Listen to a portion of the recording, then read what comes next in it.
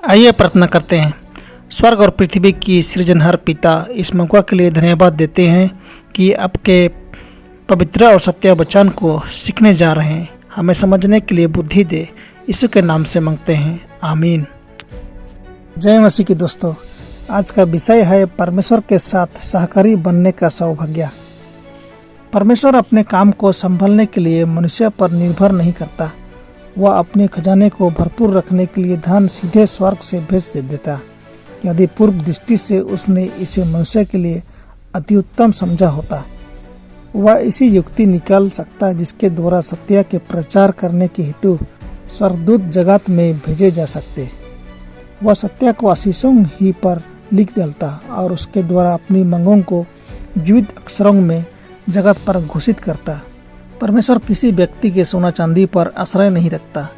वह कहता है, क्योंकि वन के सारे जीव जंतु और हजारों पहाड़ों के जानवर मेरे ही हैं। यदि मैं भूखा होता तो तुझ से ना कहता, क्योंकि जगत और जो कुछ उसमें है वह मेरा है। वचन संहिता 50 का 10 और 12। परमेश्वर के काम की उन्नति की हितर्थ जो कुछ आवश्यक है उसकी उसने जानबूझकर हमारी भलाई के लिए रखा है। उसने अपना सहकारी बनाकर हमें सम्मानित किया है।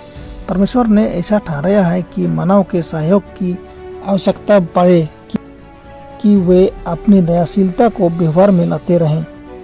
नैतिक व्यवस्था शब्द के मानने की आज्ञा देती है, जो एक बोझ नहीं सिवाय उस समय के जब उस व्यवस्था का उल्लंघन किया जाए और उसको तोड़ने के कारण दंड के भागी हो जाए। दशमांश का नियम उन लोगों के लिए कोई भार नहीं था जो उस योजना से विमुख नहीं हुए थे। जो नियम इब्रानियों को दिया गया था उसका आविष्कारक द्वारा ना तो खंडन ही हुआ ना शिथिल ही किया गया। बजाय उसके अप्रचलित होने से उसका और पूर्णता से तथा विस्तृत रूप से उसी प्रकार पालन करना चाहिए जिस प्रकार त्राण केवल मसीह के द्वारा मसीही युग में अधिक स्पष्टता से प्रकाशित करना चाहिए।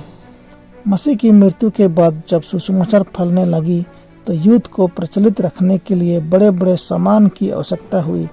इस कारण दान देने का नियम इब्रानी शासन के समय ही अधिक अनिवार्य बन गया।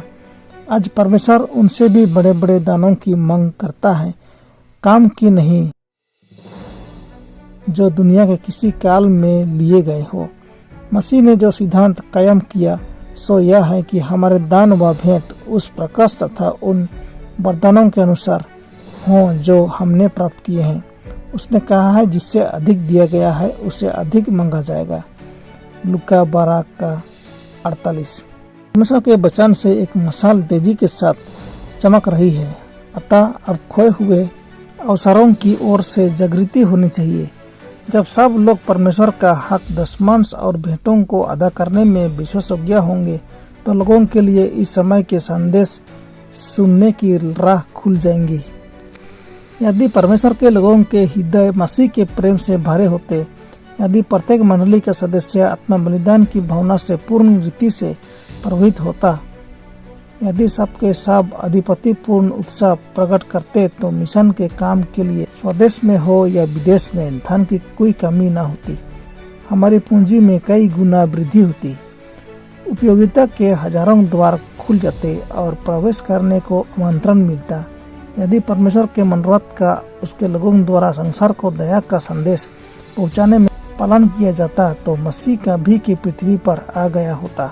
पवित्र जानों का परमेश्वर के नगर में स्वागत हो चुका। परमेश्वर आप सबों को आशीष दे, आमीन।